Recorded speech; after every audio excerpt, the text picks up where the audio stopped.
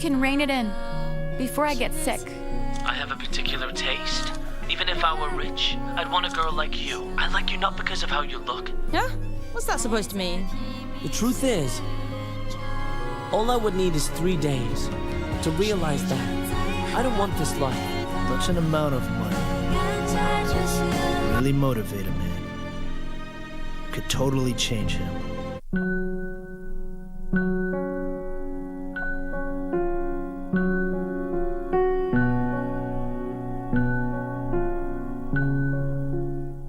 Ili kupata skiza tune hii ya mtu ni watu, bonyeza star 811 star 961 hash. Mungu akitaka kukubariki atatumia watu. Maombi yako akitaka kuyajibu atatumia mtu. Hauwezi ukakaa maisha ya kujitenga. Hapana, sababu unahitaji watu.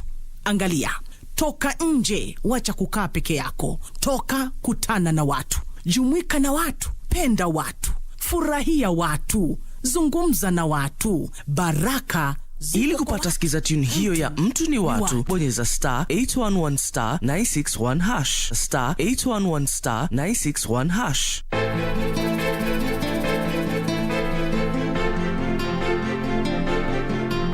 Babe, please. Wacha kuongea to make it to work. Stop it. Familia yangu miko mjini. Kwa kiko ikieke kikuliwase. Maswali mengine hujibiwa na maswali. Mbona unauliza maswali ambayo majibu yake hayajua? Shakuelewa. Ama ndoto zangu pia zimekufilia mbali. Leo uko hapa. Shida ni Maya. Please tell me she's fine. Please.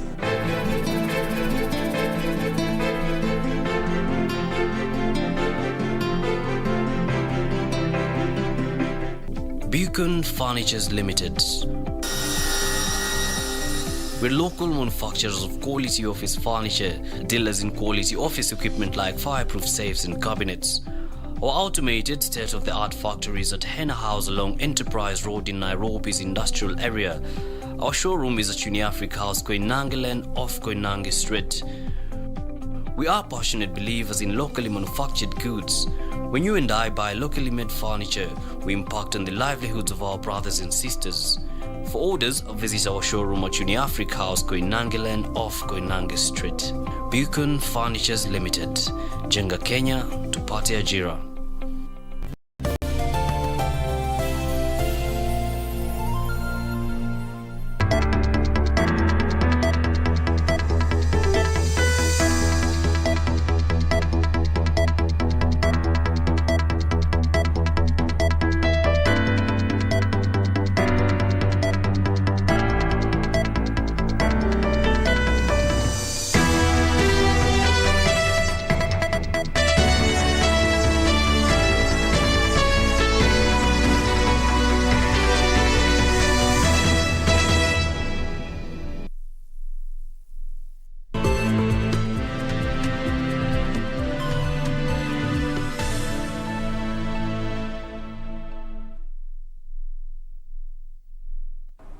Good afternoon. This is Lunchtime News. Well, this afternoon we have so much in store for you. Remember, you can interact with us on our social media handles at KBC Channel 1. My name is Jackie Wambiru. And to kick us off,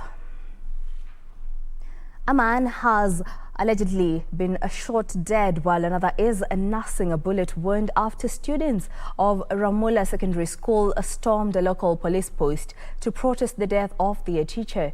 Regan Dindi is said to have died on the spot after he was hit by a bullet as police tried dispersing a rowdy crowd. The death of Dindi brought business along the Luanda-Akala road to a standstill as the locals demanded justice. According to his brother, Vincent Onyango, Dindi was heading to Luanda town where he worked as a mason when he met his untimely death.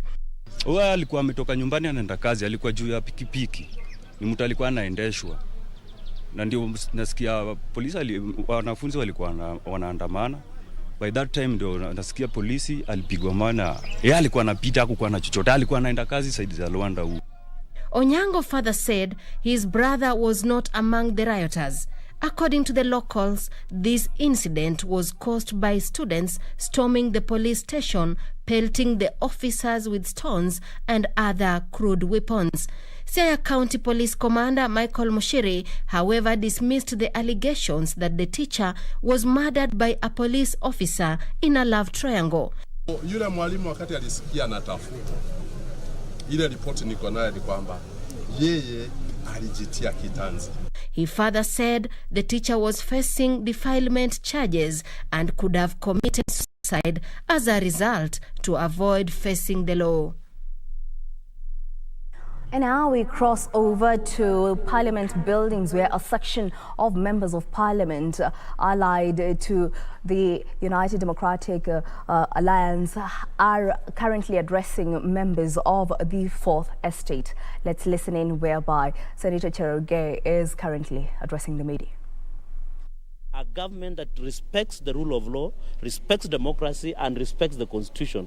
So we stand with Musalia Mudavadi, we stand with Senator Moses Wetangula in partnership with Dr. William Samoei Kipchirchir Arap Ruto. Let them sponsor those political parties the way they want it. But I can assure you, our resolve is unshaken. We shall continue supporting them necessary. Umesikia kesho tutakuwa Nakuru, kesho kutwa tutakuwa Bungoma. We want the Deputy President Musalia Mudavadi and Senator Moses Wetangula wants to bring the country together. Tukimaliza huko Western na Rift Valley, watakuja Central, tutaenda Northeastern, tutaenda Mombasa. That is the country we envisage for us who are young people. Na sisi kama vijana hatutapangwa. Tumekubali tuko nyuma ya hao kwa sababu we are safe with our dreams and visions and ambitions for this country. Thank you.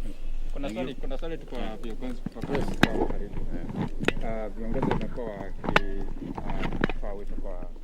viongozi wamekuwa Well, that was Nandi Senator Samson Cherargei addressing members of the Fourth Estate on matters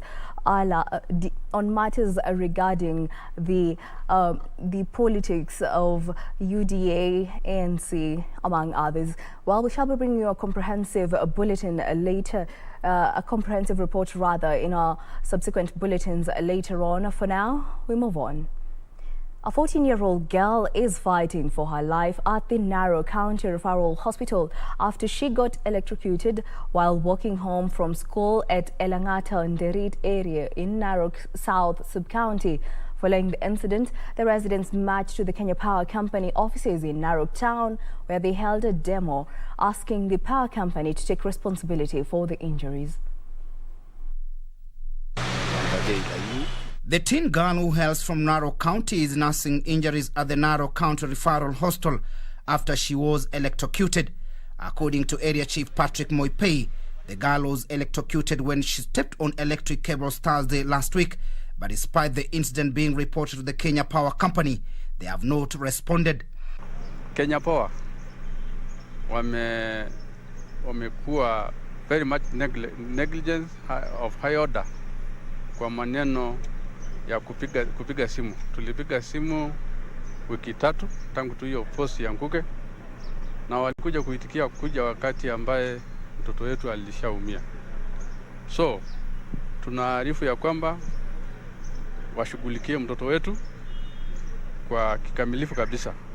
John Tororoi, a parent at Elangata Nderit Primary School, said the committee is saddened by the incident, wondering why the fallen post with live wires remain unattended for 3 weeks, despite the matter having been reported to Kenya Power. Kilichofanya ama kilichosababisha hiyo mtoto kuchomeka ni posta sitima ambaye ni mbili zilianguka wiki 3 iliyopita, na ripoti ilifikia KPLC, ikafikia Safaricom ambaye hiyo line inaenda kwa booster yao, na hakuna hatua walichukua hadi mpaka, na waya imelala wiki 3 chini ikiwa live mpaka hadi mtoto akakuja akapata hii ajali, ndio wakachukua jukumu la kuja kuinua hizo post. Patrick Yapi, the girl's teacher, said the girl is expected to sit for her KCP examination in March this year. He called for proper treatment of the girl so that she can have speedy recovery and return to school and continue with her studies. Kenya Power wafanye kazi vile inavyostahili kufanya, kwa sababu mtoto ana haki, ni mtoto wa Kenya na anahitaji haki yake.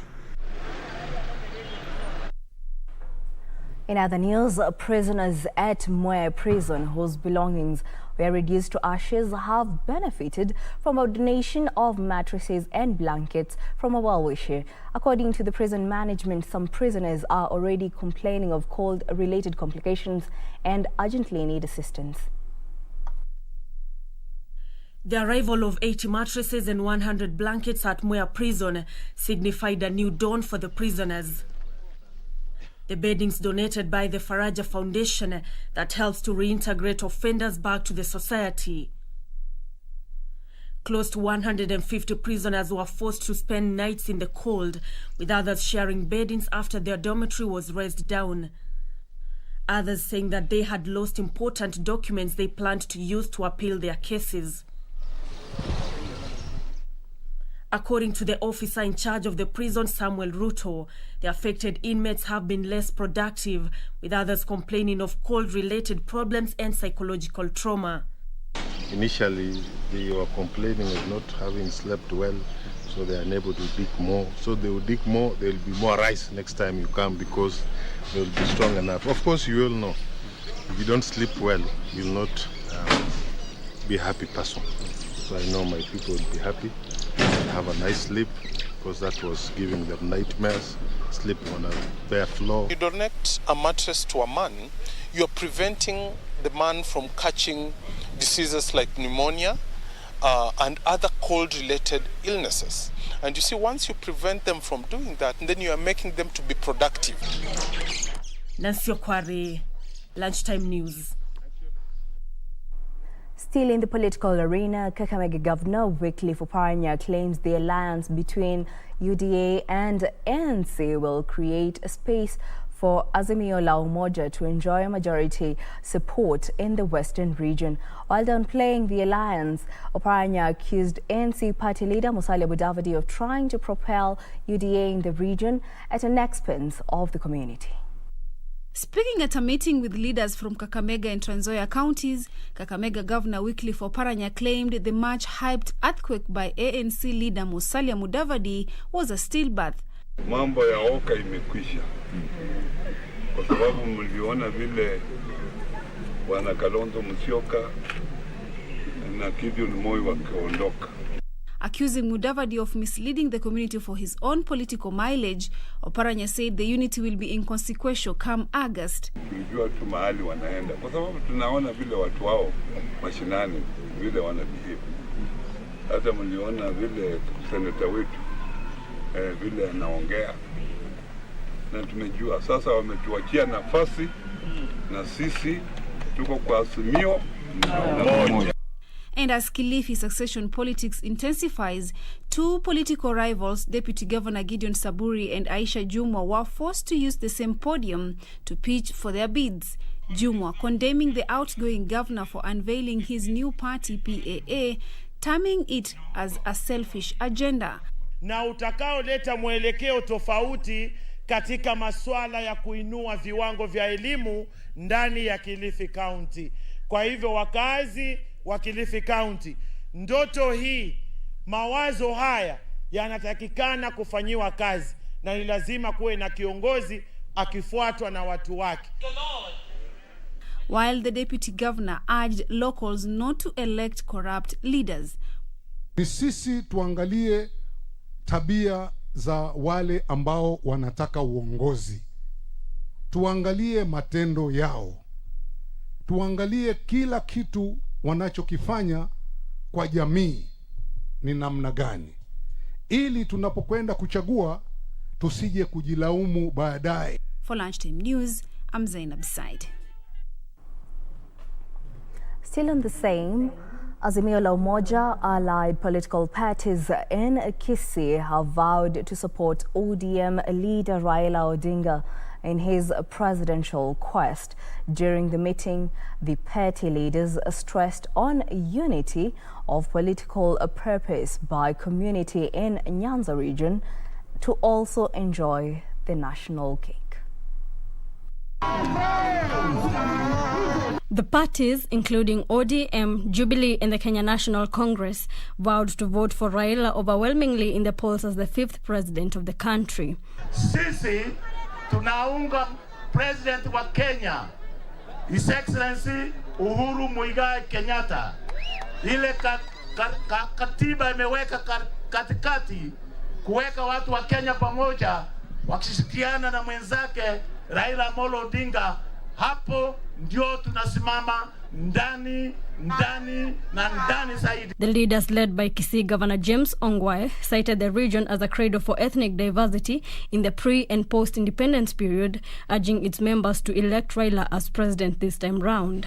Raila Amolo Odinga mwenyewe amepigania hii nchi.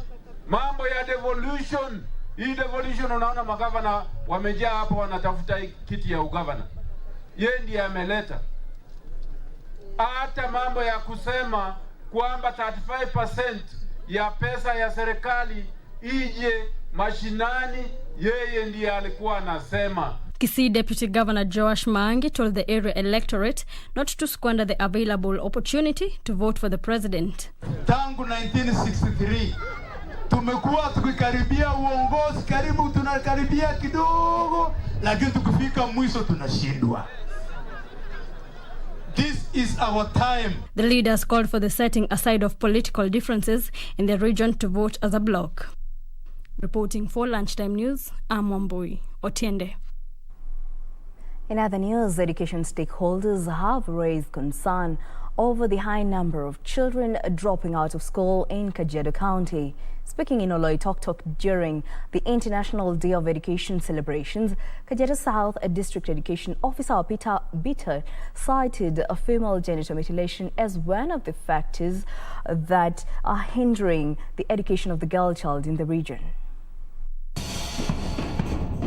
The rising cases of school unattendance has reached alarming levels in Kajiado County. Most school children have dropped out of school, while dozens have not attended school despite attaining school-going age.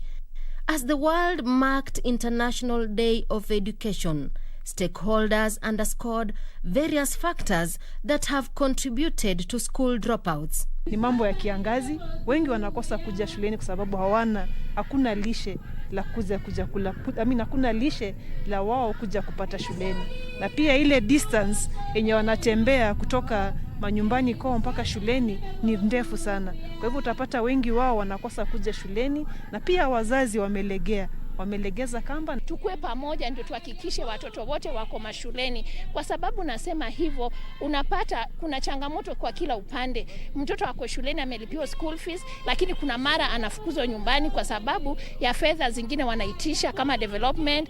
Kajiado South District Education Officer Peter Bitter said the number of those who have not attended school despite reaching school-going age is high. Na elimu haitakuwa bora iwapo tutakuwa na idadi fulani ya wanafunzi ambao hawamo shuleni, maana wataingilia katika dawa za kulevya, tutakuwa na mimba za mapema, ndoa ambazo hazistahili au ambazo hazikupangwa, na hilo litatatiza juhudi zote za kielimu katika eneo la Loitoktok. Bitter said the situation may worsen if not handled. Mwezi wa 11 kuendelea mpaka hata wakati huu tumeweza kutambua wanafunzi 934. Kusema kwamba tupate suluhisho la kudumu ambapo si wanaenda wanarudi. The local administration says they are working closely with education stakeholders to tackle the issue. Tunafanya jitihada pamoja na washikadau wengine, hususan Ministry of Education here in Oloitoktok na vile the entire national government fraternity, kuanzia machifu wetu, wazee wa kijiji kule chini, nyumba 10 mpaka na wakuu wa tarafa na hata ofisi ya DC, kuhakikisha kwamba wanafunzi wetu wanarudi, wanakuwa wako katika madarasa wala sio kukaa kule nje. Chengadu called upon concerted efforts of the concerned parties to ensure all children attain education. Sheila Kayaro Yogo reporting for Lunchtime News. And on matters related to the COVID-19 pandemic, East African Business Council Chief Executive Officer John Bosco is calling on all partner states to recognize Kenya's COVID-19 certificates as valid to avoid charges put on already tested truck drivers plying the Northern Corridor. Speaking at the Malaba border post, Bosco said the second round of the COVID test is causing delays along the border and resulting to traffic snarl-up along the Northern Corridor. The lengthy traffic snarl-up witnessed along the Northern Corridor following the rapid COVID test requirement has been criticised by East African Business Council CEO John Bosco, saying certificates from already vaccinated truck drivers drawn from member states should be honoured as opposed to subjecting the drivers to fresh tests. Once you are tested in Kenya or you are tested in Uganda, your certificate should be valid across the region. Bosco adding that the amount charged for the test is too high, terming it as an avenue for corruption. You don't even get even the results, and they allow you to go. You go and mingle with people, and you wonder. What have you done? What have you presented? The Democratic Republic of Congo's admission to the EAC has also been hailed by the CEO as an economic booster to the bloc, with the Western Region Customs Commissioner Pamela Hagu noting that the measures have been put in place to reduce the backlog witnessed at the borders. Yusufar reporting for Lunchtime News. National Land Commission Vice Chair Gertrude Ngoku has dismissed claims that the Commission has no powers to handle private land disputes. Speaking in Mombasa after the conclusion of a 5-day land dispute hearing, Ngoku said the directive was misadvised and that the Commission had been given powers on all land matters. National Land Commission Alternative Dispute Resolution Technical Team was in Mombasa to conduct inquiries and investigations into disputed parcels of land in the counties of Mombasa, Kwale and Kilifi. We need to know that process. Was it lawful? Speaking after a 5-day land dispute hearing held at the Kenya School of Government, the National Land Commission Vice Chairperson Gertrude Ngoku hit back at Justice Said Juma Chitembwe, who claimed the National Land Commission has no powers to handle private land disputes. We inherited all the duties and responsibilities of the former Commissioner of Lands. That means we are the ones who are able to interrogate the whole process of allocation all the way up to the registration stage. The Minister of Lands only has responsibility to deal with the registration of land. Justice Chitembwe, who is among 47 individuals and companies listed in the disputed prime land belonging to Nyali Primary School, had through his lawyer Augustus Wafula said private land dispute can only be heard by the Land and Environment Court. Nyali Primary School is a matter which has been before us, and what we are interrogating, because that is our mandate under the Constitution, is the allocation process. Different parties are claiming allocation of land, the same land. With the Commission yet to make a ruling on the Nyali School land row, Ngoku said the Commission has already received all relevant documents and heard submissions from all parties mentioned in the dispute. By visiting the sites, by receiving all the documents, by hearing all the witnesses of all the parties, not just the judge, but all the other parties who are equal before us, we are going to interrogate the process and we will make recommendation about what happened and recommendation about how the matter can be resolved successfully. In Tononoka Children's Court land dispute, Ngoku said individuals claiming the land failed to appear before the Commission despite being sent notices and publications on national newspapers. Ben Chumba, Lunchtime News. And leaders drawn from Wambiru County are exploring ways to address the perennial conflicts caused by scarcity of pasture in the arid county. Led by government officials, the leaders drawn from the different pastoral communities in Wambiru intend to come up with a policy framework that will anchor their proposed solutions into the law.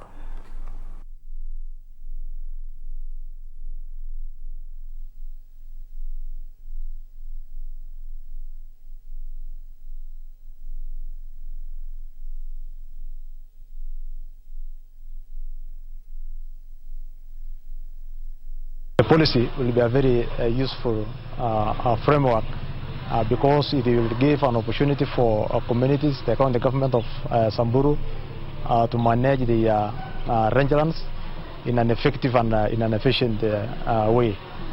Basically, the communities will now have a framework where we can be able to legislate how we can probably align our management issues regarding rangelands, how we can probably protect our conservation areas, and even how we can improve productivity of rangelands within Samburu County as a large.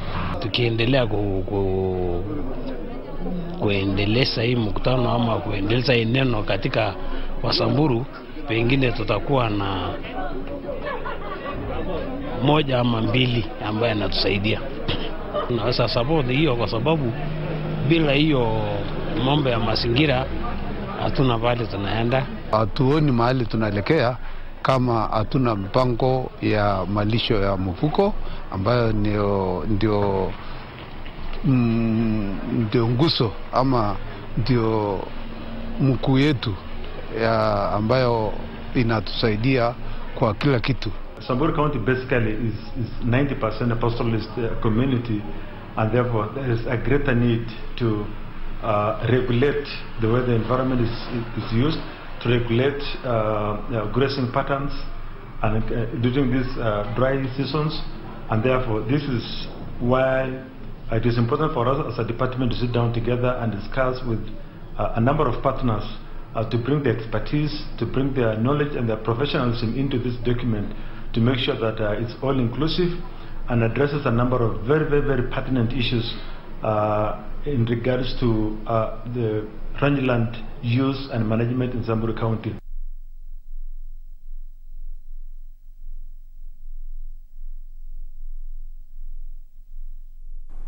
Well, on that note, we'll take a short break here on Lunchtime News. Don't go too far. We'll be back with more news.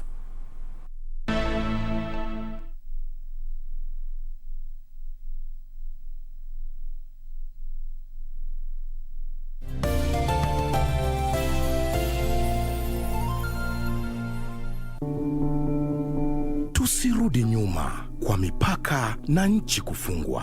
Tusirudi kwa biashara na shule kufungwa. Kwa kutoweza kukutana. Kwa kutengana na tuwapendao. Tusirudi nyuma. Na kuhitaji unikinge, pata chanjo. Ili tuendelee na maisha vizuri. Na kuhitaji unikinge, pata chanjo. Na kuhitaji unikinge, pata chanjo. Na kuhitaji unikinge, pata chanjo. Na kuhitaji unikinge, pata chanjo. Ili tuendeleze maisha bora kwa ajili ya wapendao, nchi yetu na usoni wetu. Kwa ajili yetu sisi sote. Pata chanjo. Kaa chonjo. Kuhakikisha nchi yetu na uchumi wetu umestawi katika uwazi. Tusirudi nyuma. Mundos divididos por una sombra de traición.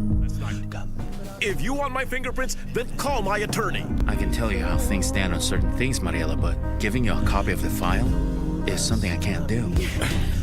That is enough. I do my job with surgical accuracy. Just remember what I did when I burned down Dr. Salvatierra's house. That didn't cause you any problems, and his death solved a whole bunch of other issues.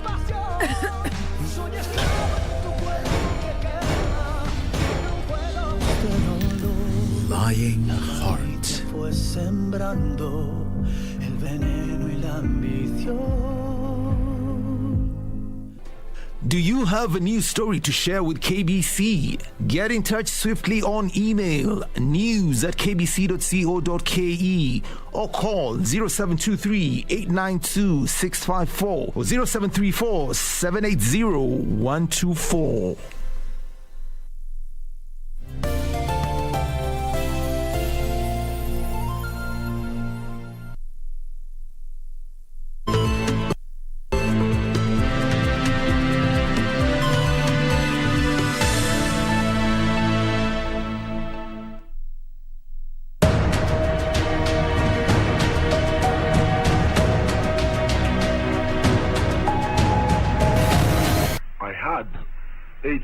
with me who became district commissioners at the same time with me.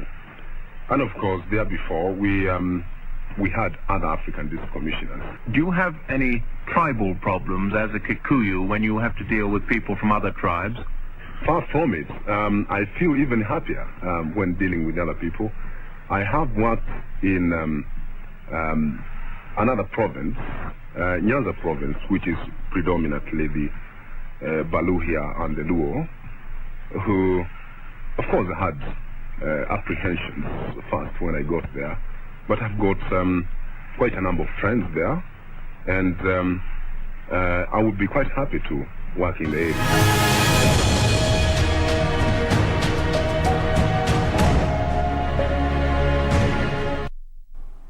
Welcome back. Now let's proceed.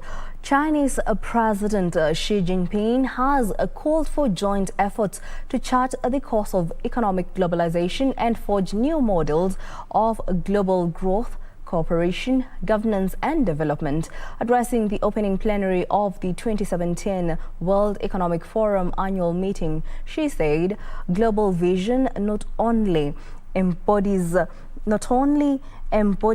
the common values of mankind and conforms to the trend of the times, but also carries far-reaching influence for the prosperity and progress of mankind.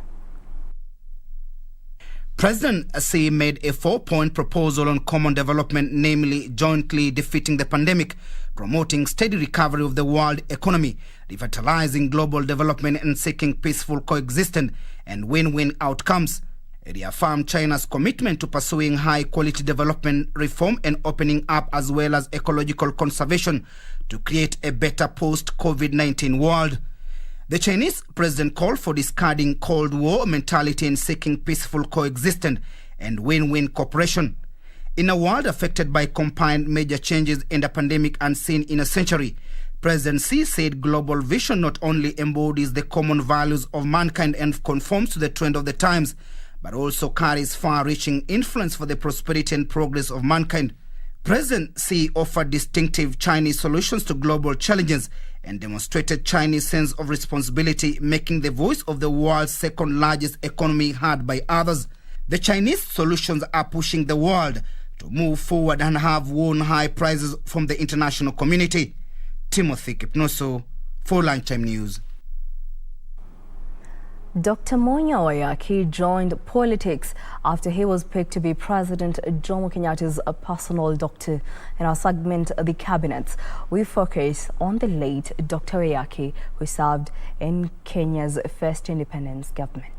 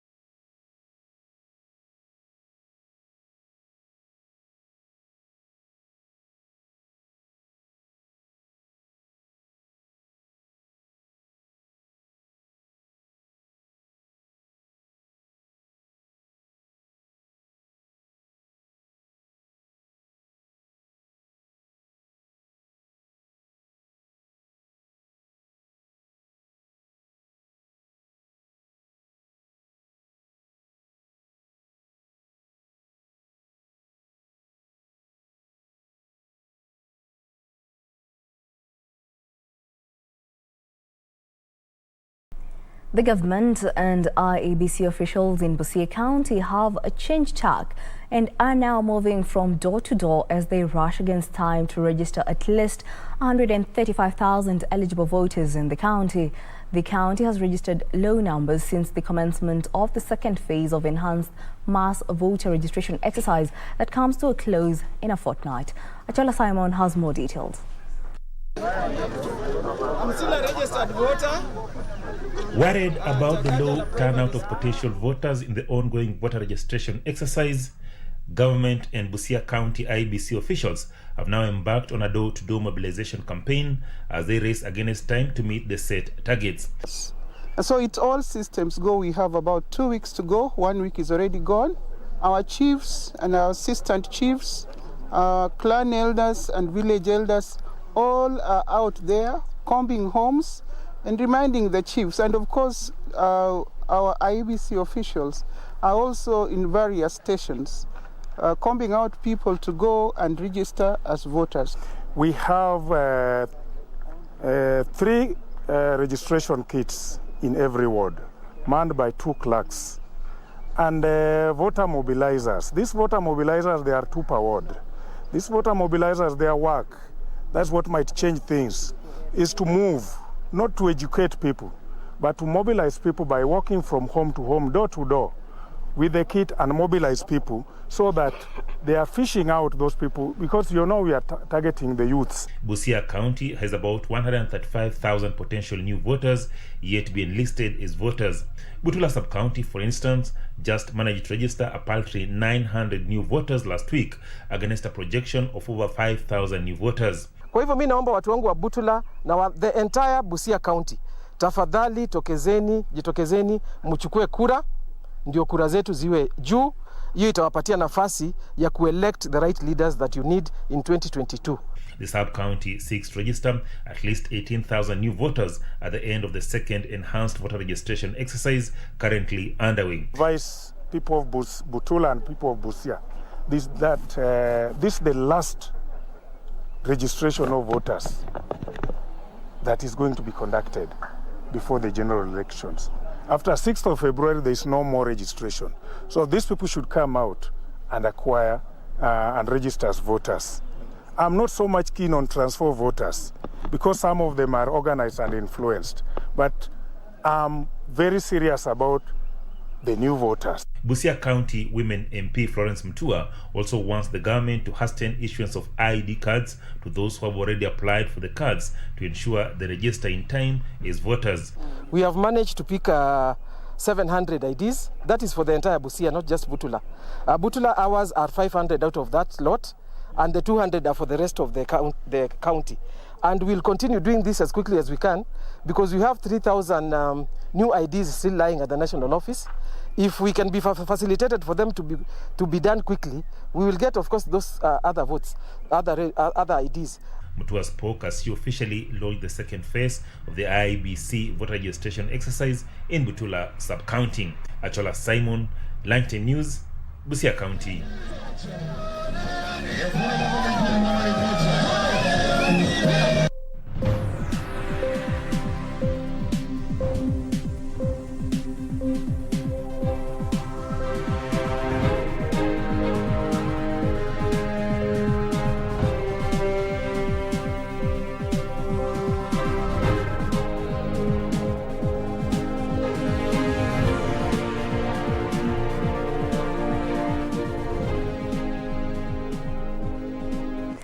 Now let's take a look at news making headlines in the business world.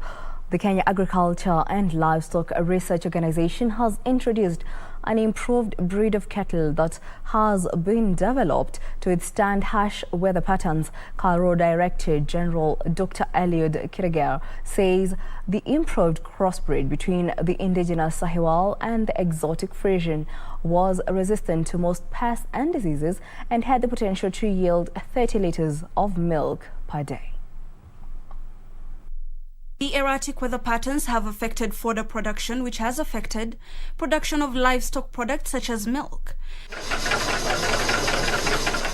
As part of its efforts to increase milk production, Kenya Agriculture and Livestock Research Organization Director General Dr. Eliud Kireger says the improved dairy cow breeds, which are a crossbreed between the indigenous Sahiwal and the exotic Frisian, fit within the nomadic pastoral system of production that is dominant in the regions. Train farmers on the use of AI, artificial insemination, so that the material can be able to go across all the farming communities. Dr. Kireger said climate change has affected the feed and fodder situation in arid and semi-arid regions where during droughts, livestock is lost. A lot of the livestock the dairy livestock that are kept in the high potential areas are the imported European breeds like the Holstein Friesians, the Ayrshire, the Jersey, the Guernsey. But in the arid and semi-arid areas, those kind of animals don't do very well. He is encouraging pastoralists to keep fewer animals, but with higher milk or meat production potential. Most of our farmers are yet to embrace the issue of intensive dairy farming. They were speaking during a training of trainers workshop for extension officers from the counties of Kwale, Kilifi, Narok, Samburu and Nyamira. Reporting for Lunchtime News, my name is Ibak Said. The World Bank projects Kenya's economy to grow 4.7% this year, driven by higher export prices of food commodities like coffee.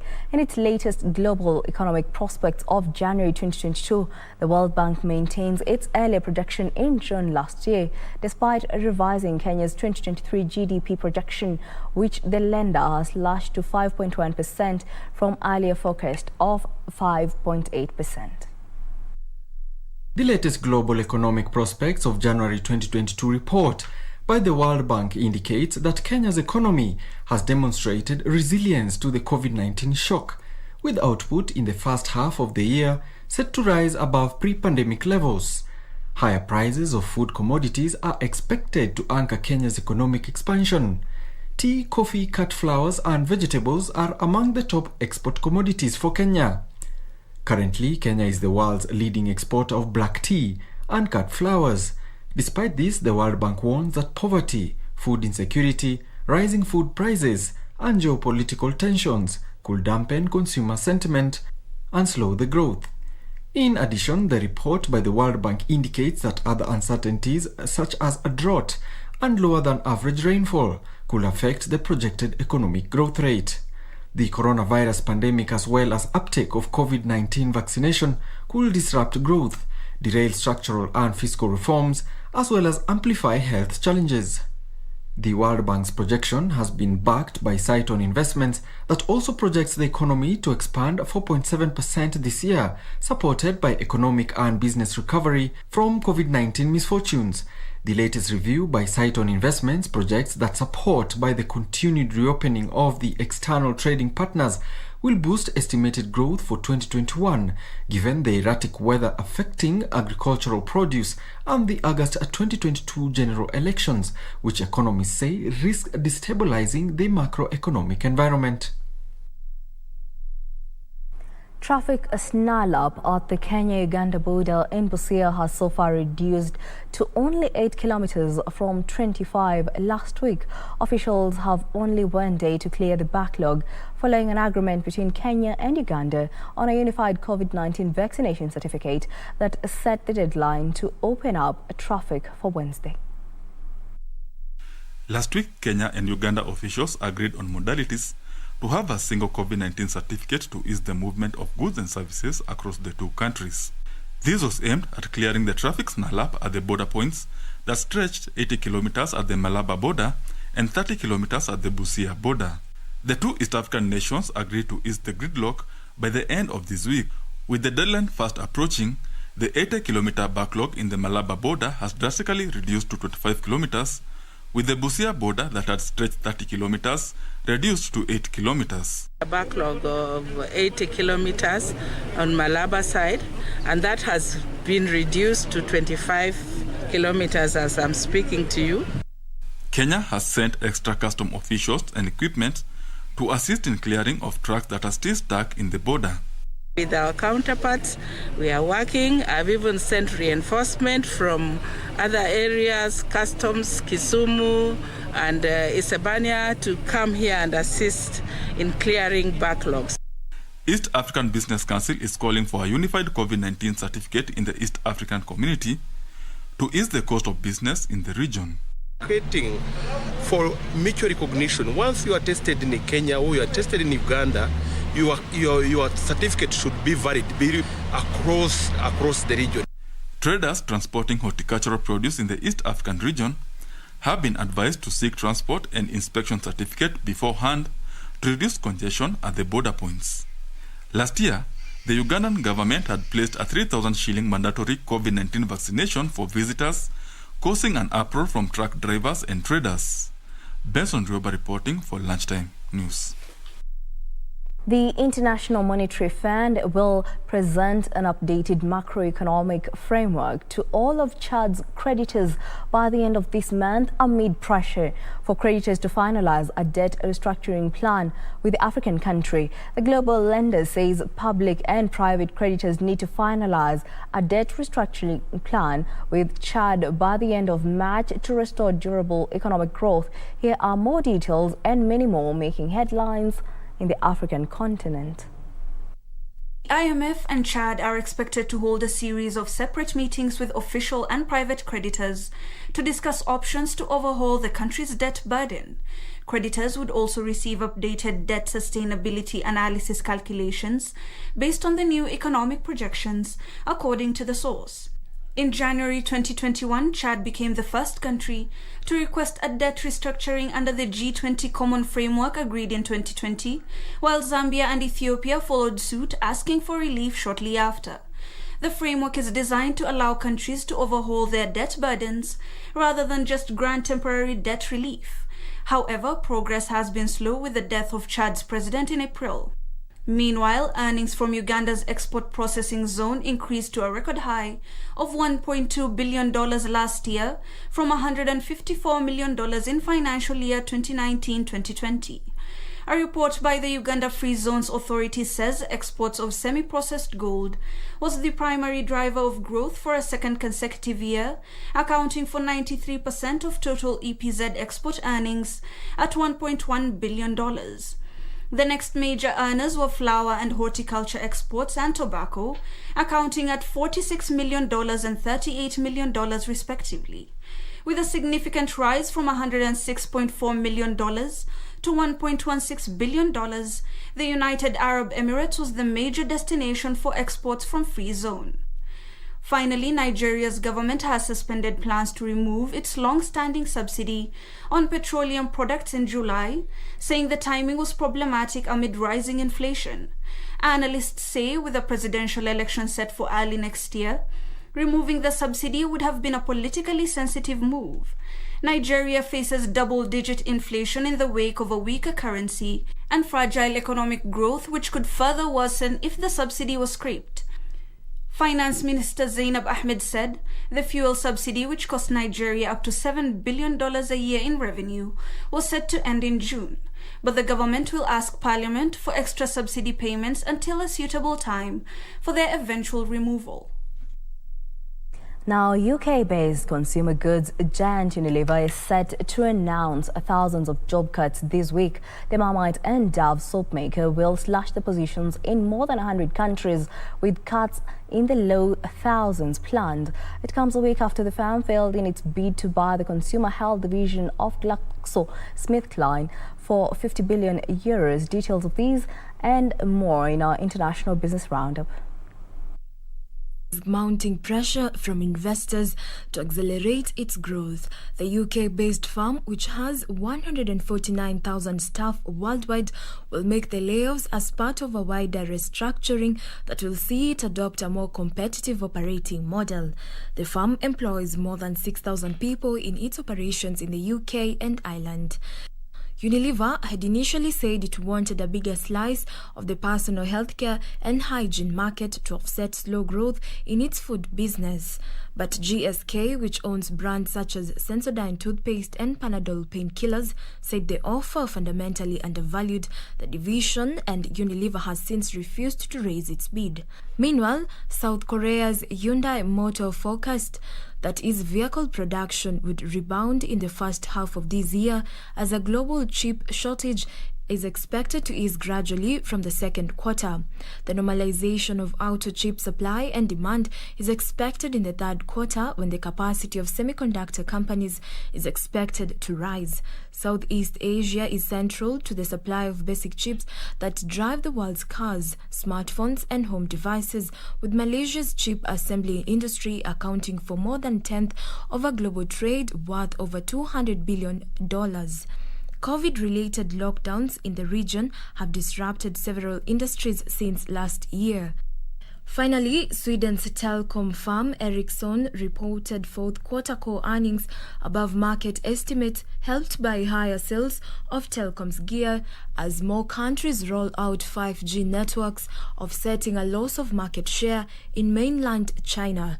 Once a big market for Ericsson, the loss of telecom contracts in China following Sweden's ban on Huawei brought the contribution from the country to the low single digits.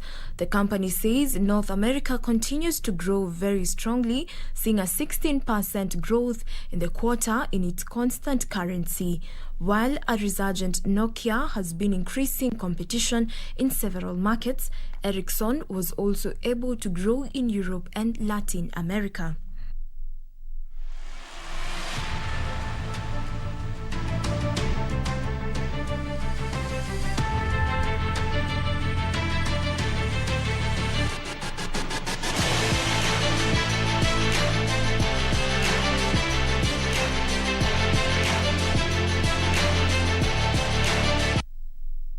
In the sports arena, Kenya's Angela Okutoi continued her fine form at the ongoing Australian Open Juniors tournament after beating Australia's Zara Lack a 7-6, 5-7, 6-1 to qualify for the third round in Melbourne. Okutoi defeated Italian Federica Urgesi 6-4, 6-7, 5, 6-3 on Sunday in the first round to become the first girl from Kenya to win a Grand Slam Juniors match. Okutoi is the second Kenyan girl to play a junior Grand Slam after Susan Wakongu, who featured at the Wimbledon in 1978. The country's highest-ranked junior will now face Lola Radivojevic of Serbia in the third round.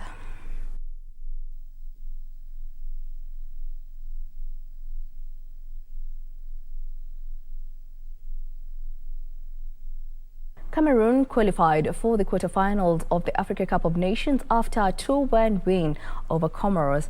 Meanwhile, Gambia booked their place as Moussa Barra's goal gave them a famous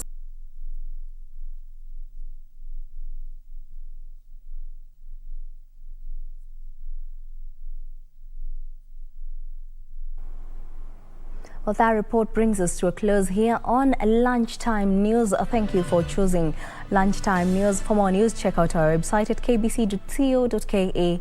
My name is Jackie Wambiru. Sign language interpreter is Lucy Maurer. Enjoy the rest of the day.